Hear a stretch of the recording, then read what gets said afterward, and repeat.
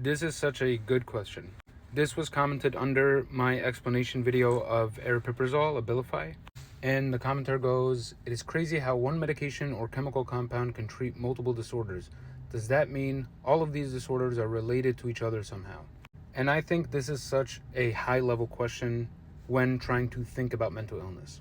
Now, when I was first learning about psychiatric disorders and treating mental illness as a resident and as a medical student, I used to wonder also if, mental illness is all really just the same thing, and, it is really just a different diagnosis based on the clinician who approaches and observes the same behavior but calls it something else.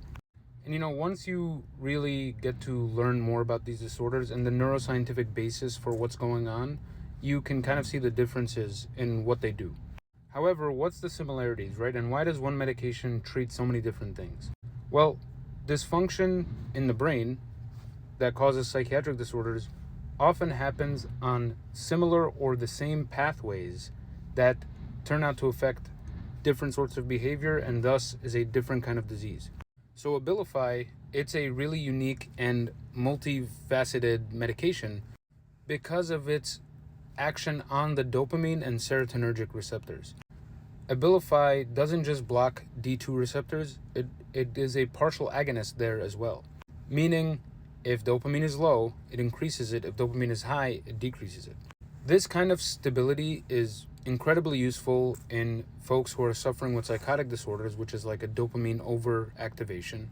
This is useful in people with mood disorders like bipolar disorder or even major depressive disorder, because their dopamine, when they're really depressed, can be really low. So Abilify can actually act to bring it up. So in short, are they all somehow related to each other? Yes, they are.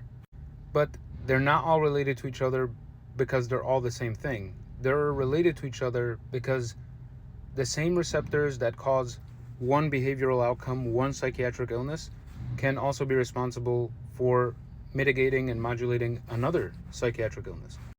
The devil is in the details, as they say. Great question. Thank you for asking. I hope that was somewhat useful.